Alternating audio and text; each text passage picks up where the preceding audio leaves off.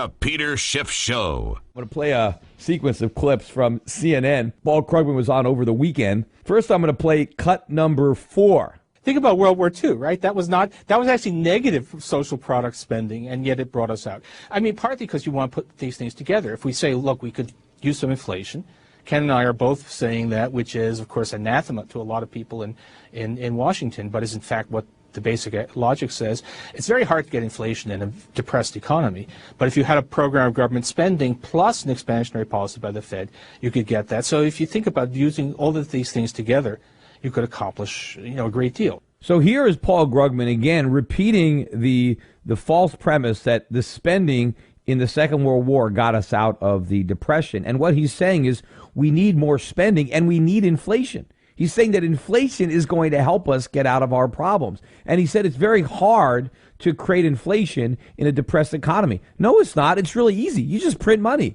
Look at all the inflation in Zimbabwe. I mean, how much more depressed can an economy get? Is it difficult for the Zimbabwe government to create inflation? No, it's easy. You just run money off a printing press. I mean, one of the easiest things for governments to do is to create inflation. And in fact, the weaker your economy is, the easier it is to create that inflation. But again, what Paul Krugman is saying is that we need something like World War II. And he comes up with his own way to stimulate the economy. And if you remember, and if you don't, I wrote a column on Europac.net, and somebody actually turned it into a video, which I favorited on my YouTube channel. So go check it out, where I wrote a very tongue-in-cheek commentary about, hey, if World War II really got us out of the Depression, let's have World War III to get us out of this.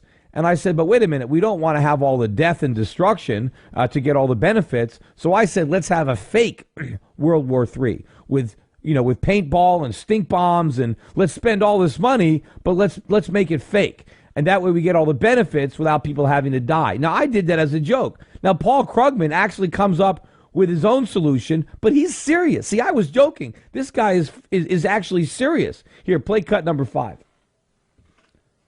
I mean, if we discovered that space aliens were planning to attack, and we needed a massive buildup to counter the space alien threat, and really inflation and budget deficits took secondary place to that, this slump would be over in 18 months. And then if we discovered, whoops, we made a mistake, there aren't actually any space aliens. So we need Orson Welles, is what you're saying. No, there was a Twilight Zone episode like this in which scientists fake an alien threat in order to achieve world peace. Well, this time we don't need it. We need it in order to get some fiscal stimulus. All right, there it is. I mean, I would nominate Paul Krugman for the Nobel Prize for Stupidity on that statement alone. And I challenge anybody to find a statement that would top that. I mean, here's what he's saying. We need to get the whole world ready for an alien invasion. That's not actually going to happen. That's all a mistake. But we should spend all of our resources building weapons to combat aliens.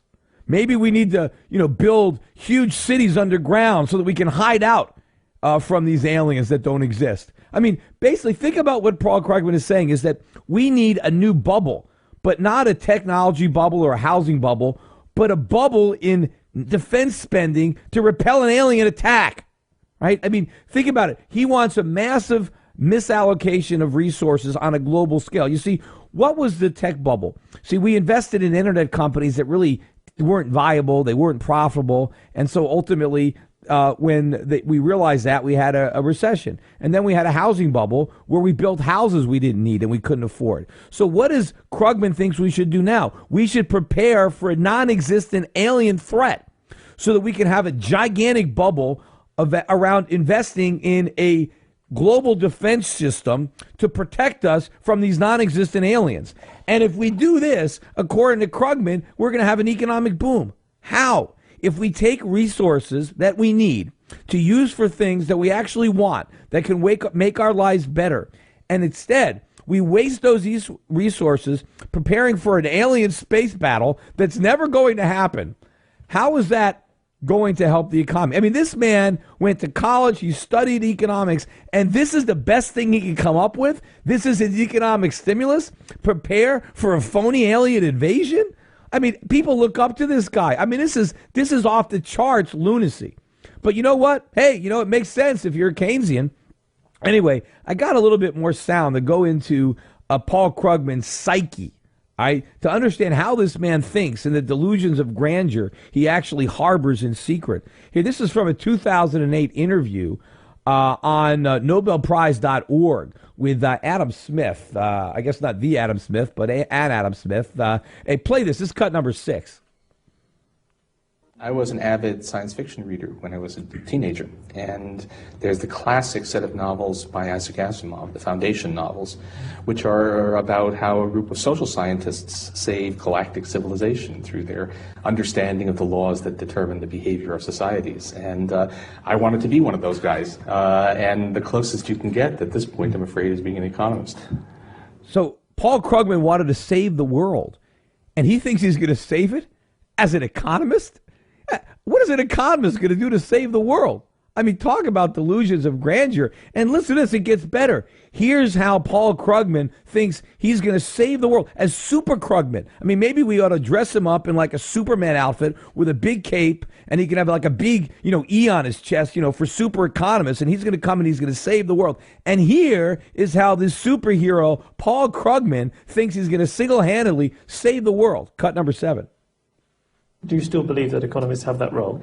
Oh, in the novels, these people are able to predict with high accuracy what's going to happen and find the precise intervention that saves civilization.